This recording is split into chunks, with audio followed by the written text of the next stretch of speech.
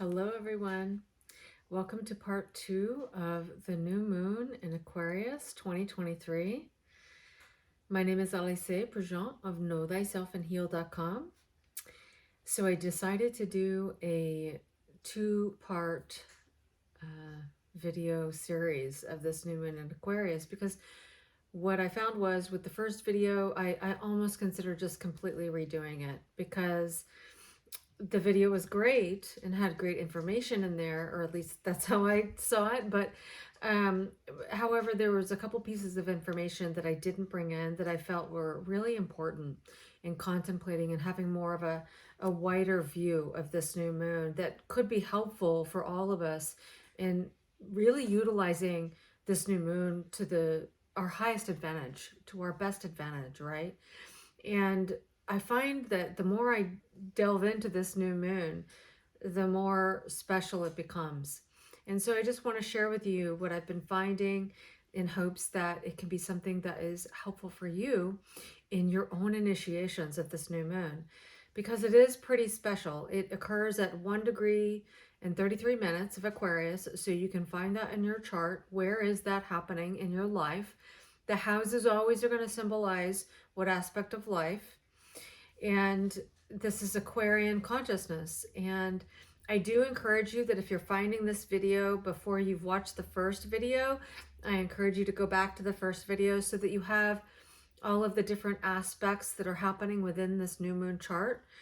I will be referring to some of those, and I'll kind of be going a little bit deeper in this video in regards to that, because there's some special things about this new moon that I found my own study of it became deeper and deeper, right?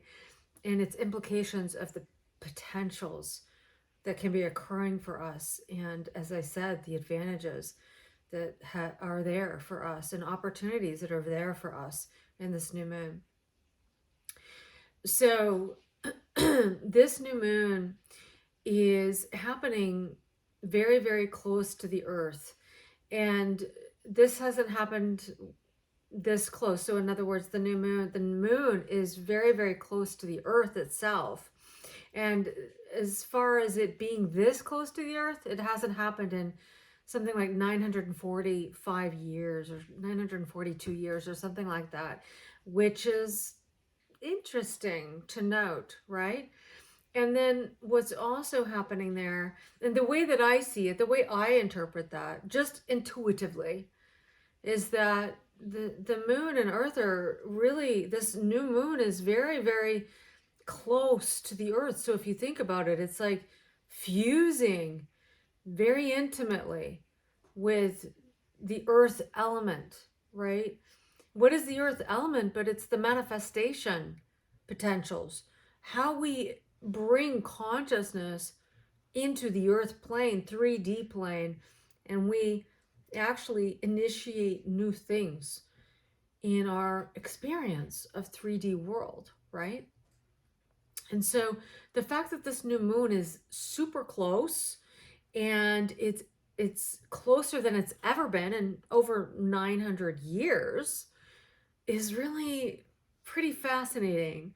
But it gets even more fascinating because also it's not going to be this close again for another 345 years. So how advantageous it is to know this, right? So the next piece that I find really interesting is that this new moon is within a degree of where we had the Saturn and Jupiter conjunction on December 21st of 2020. So Jupiter and Saturn completed its time in Capricorn. It's, prolonged time in Capricorn. Remember where it met with Pluto? That was a really big deal in our lives. And we remember that that's when the whole world was experiencing the lockdown, right? So we were really, through circumstances, asked to really go within. So be within our own homes and really be quite simplistic in the way in which we are interacting in this societies and in our own communities and even within our own families, right? And we all experienced that in our own unique way. It was different depending on each individual's circumstances, where you were living, things like that.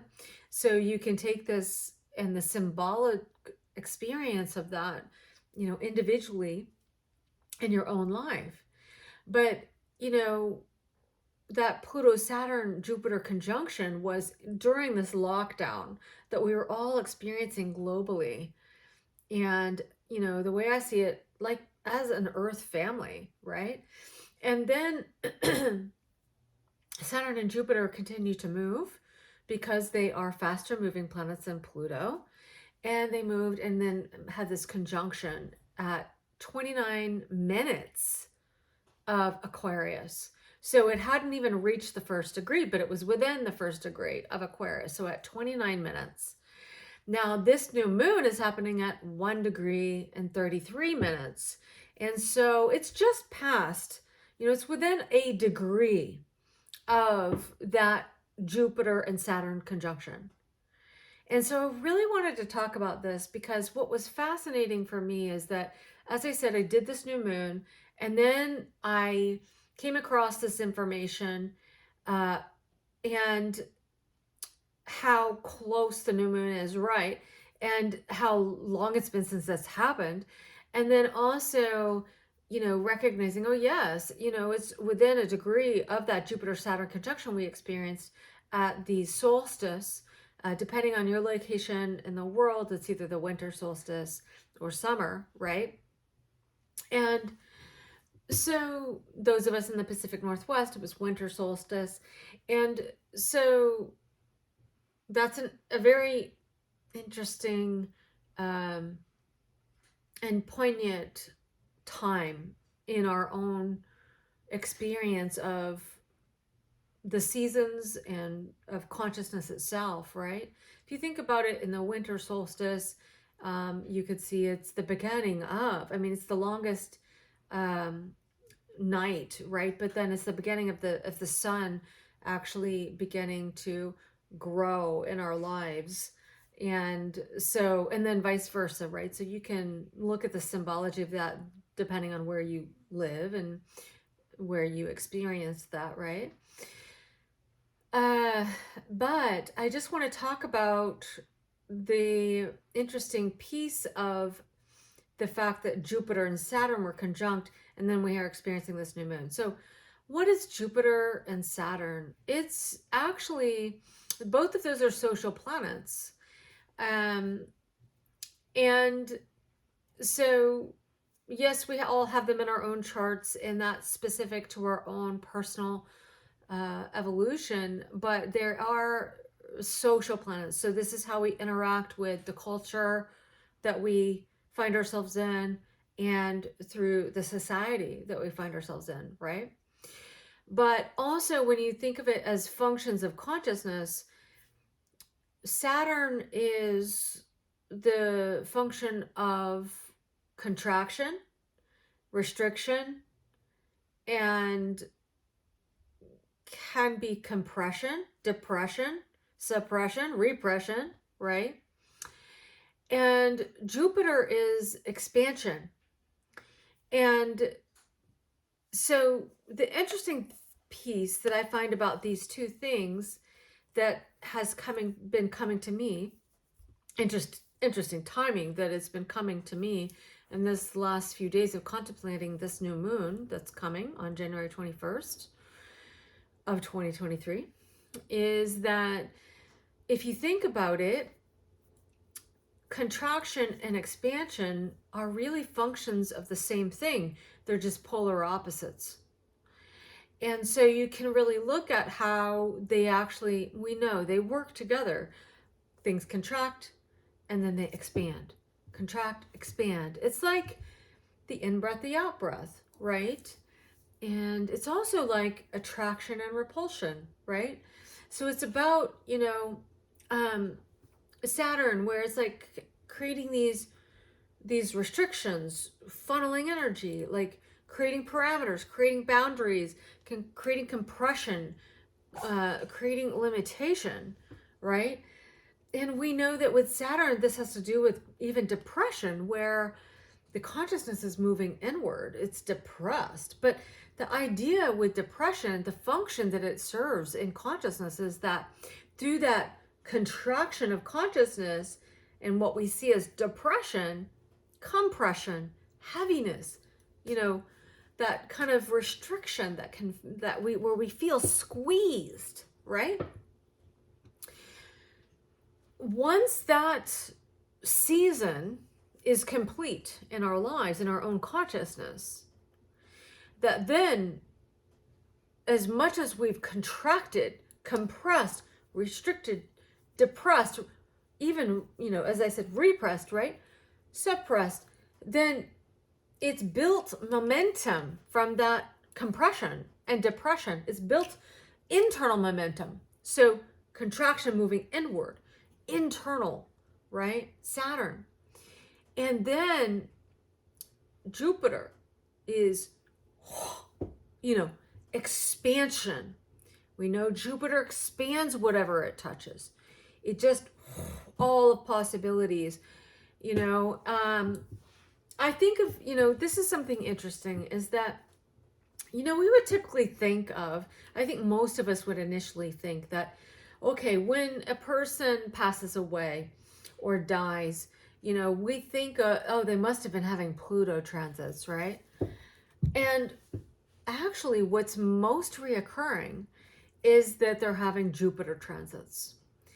And the way that I view that is because the soul itself has actually come out of this Saturnian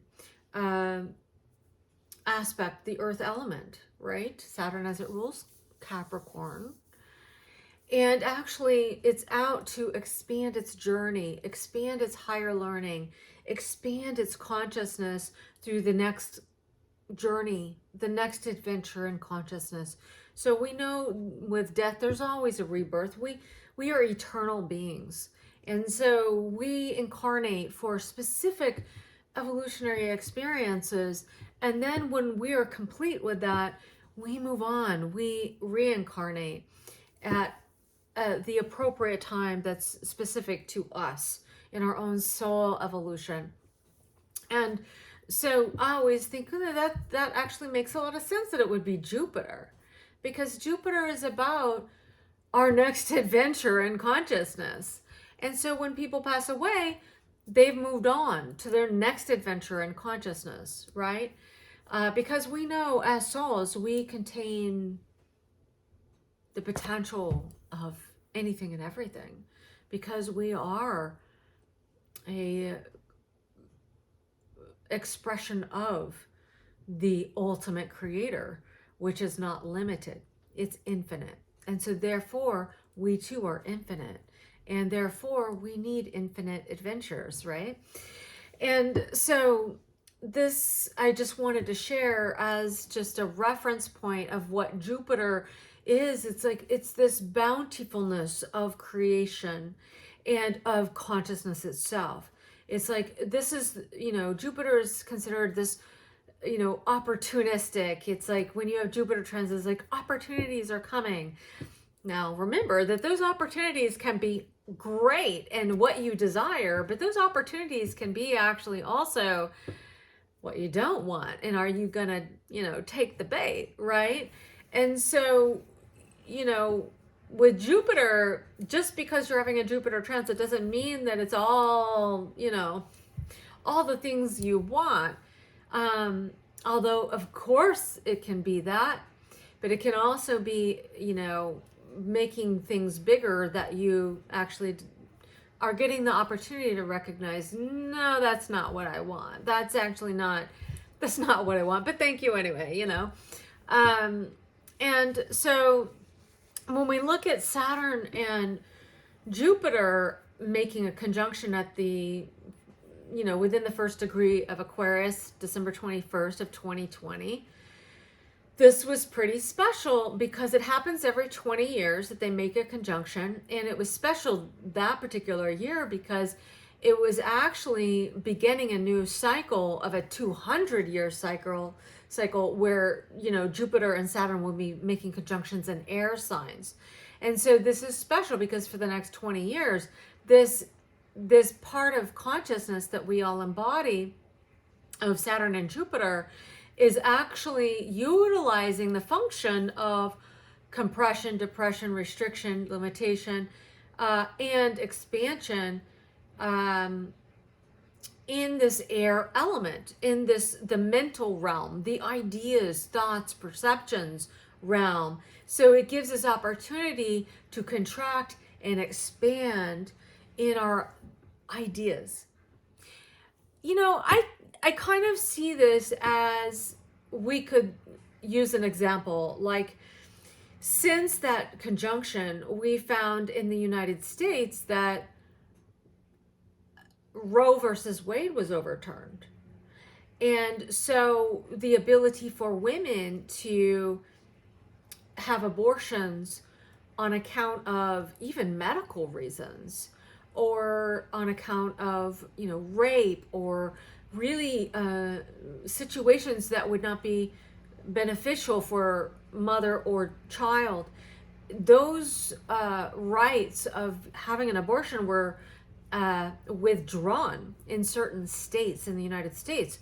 And so there's the contraction of this specific idea that, you know, we should individually make that choice based on the circumstances that we find ourselves in, right?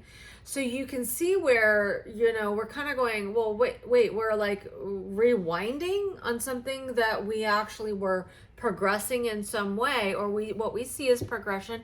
It depends on your point of view, of course.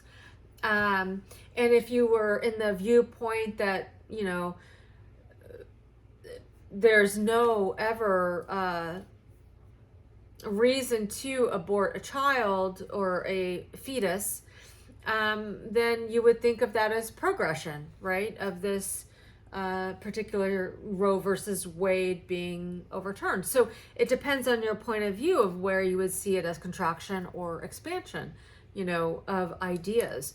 But that's an example of this Saturn-Jupiter conjunction that has happened on a societal level, right? This culture, society. And interesting that in the United States, it's not all over the United States. It's only in specific cultures, which I would see as different states, right? Specific states have a different culture. Just like in Europe, where you have different countries.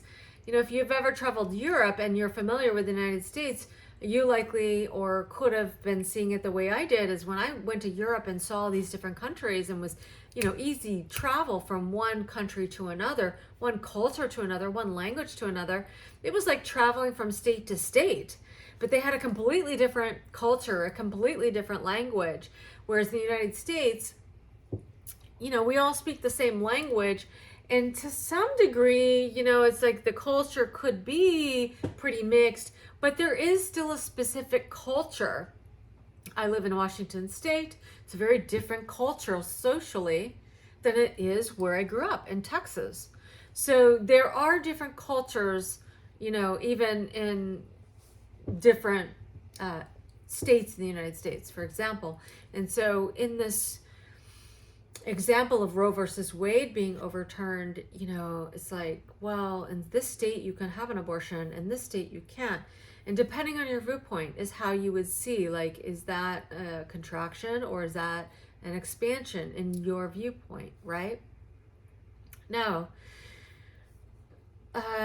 this particular Jupiter-Saturn conjunction, being that it was starting off a 200-year cycle, this is where we're going to be on a social and cultural level, really experiencing this contraction and expansion of thoughts, perceptions, ideas, how we're perceiving things, how we're thinking of things, what our ideas are, and then how that actually is fueling the creative self-actualization of each individual. And I say that because it happened in Aquarius. And so this beginning of this 200-year cycle happened in Aquarius. And so this is really about this Aquarius and Leo axis of consciousness, of this how do we creatively self-actualize our own values, in our own love, in our own sense of self-love and what we value, our self-trust, what we value through our own senses and how we sense the world, right? Through our personal senses. This is Taurus and Scorpio. Taurus and Scorpio being the yin axis of consciousness that actually is part of the fixed grand cross in the sky, also in our own charts, in our own psyches, in our psychological development. Whereas Leo and Aquarius are the yang axis of consciousness in this fixed grand cross. So this new moon happening within a degree of where the Saturn-Jupiter conjunction was in 2020 is quite interesting, because it is, I do believe, beginning this journey of themes that are going to be happening, because Pluto will freshly move into Aquarius in March of 2023. So this is the first new moon in Aquarius, interestingly, right in the beginning of the sign, very close to where the great conjunction was of Saturn and Jupiter. And, then Pluto moves into Aquarius for the first time. And we know, if you've been following me, if you've been following astrology, you know that Pluto will retrograde back into Capricorn. So we're not completely finished with this Capricorn yin Saturn ruled sign of Capricorn, right? But we'll be actually doing some, more residual work, more any tying up loose ends around any potential excavations that can be happening in the way in which we structure our own personal consciousness, and then how that relates to what we contribute into society. And remember that, Saturn rules Aquarius as well. Also, Uranus rules Aquarius. We've been experiencing Uranus and Taurus, really updating our values. And, maybe having some insights around what our values are and our particular ideals around our own self-trust and self-actualizing our own specific values that are unique to us, and our own ideas around freedom in that, right?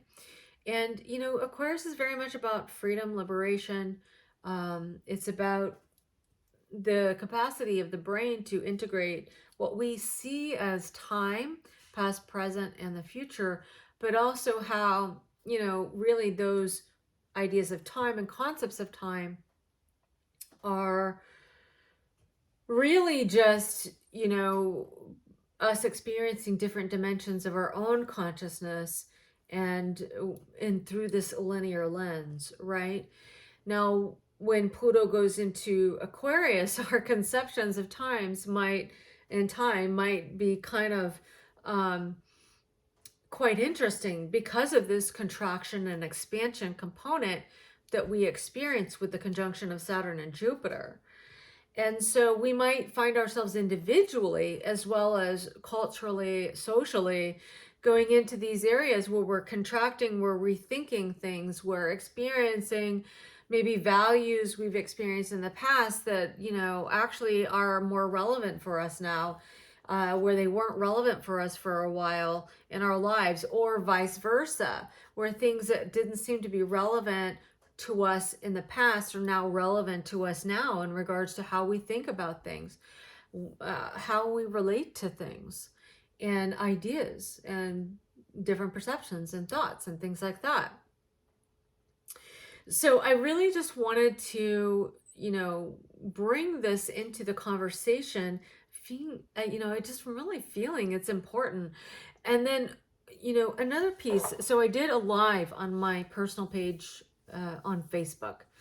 If you're interested, you're certainly welcome to follow me there. And you're, of course, welcome to then look at my lives, because I find I do videos and I do lives and different things come out. And then, whatever it is that naturally comes out, because I particularly process through communicating. And so I just allow that communication to come through, and then you know, I even begin to process it more, right? And so if you find that, you know, you do feel inclined to go follow me over there and listen to the latest live there, you're certainly welcome to. I did a live there about completing this journey of the sun being through Capricorn. And what I shared there, that something that just naturally came up to me, is that, you know, this contraction piece that Saturn can be, and how, you know, with Jupiter,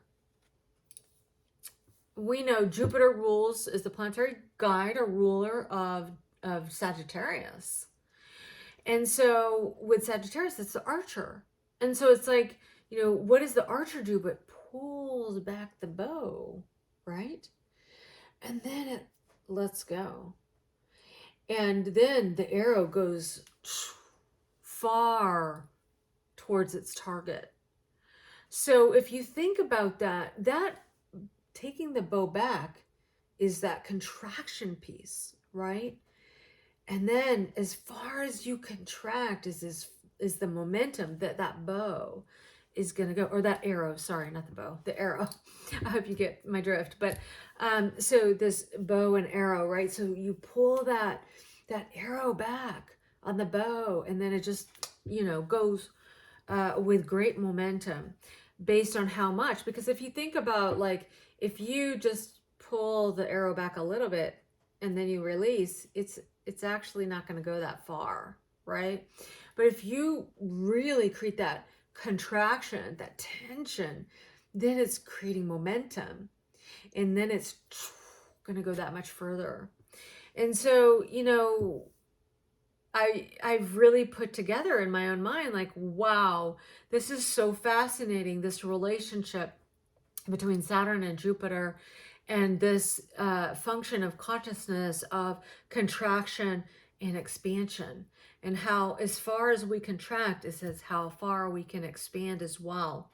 So also recognizing that it's the same, that, you know, if you've experienced times in your life where you've been depressed, that it's pulling the consciousness inward to then, when ready, really expand out. And so we can be seeing that as a metaphor in this Jupiter-Saturn conjunction. Also, whatever it is that you are initiating in this new moon for yourself, because this is the point where Jupiter and Saturn were actually conjunct in your chart. And so therefore, in your own consciousness, your own Saturn and Jupiter function of consciousness in Aquarius. And, you know, this new moon can be a great time to initiate based on what you were experiencing with that Jupiter and Saturn conjunction in Aquarius back in 2020, and then how things have been unfolding in your life since that time. So I hope this is helpful. If you do find it helpful, please do feel free to share the video with anyone that you feel might get some value out of this. And then also, if you like the video, please do like it, because that really does help distribute the video more widely. And I very much appreciate that. I very much appreciate your comments, because, you know, whatever's coming to you in your own thoughts about what I'm talking about, and what's coming up for you in your own experiences, or the way that you're, you know, thinking about this information, it always brings so much more value when you do feel inclined to share. And of course, if you feel inclined to share, but when you share that in the comments, you know, we all learn from that. So I really very much appreciate that. And it also does help to distribute the video. So I very much appreciate that. And then if you haven't subscribed and you think that you might get some value out of following me on YouTube, please do subscribe. I'd be happy to have you as a subscriber, and very thankful. And so thank you so much for joining me, and I'll see you on the next video. Blessings on your new moon initiations.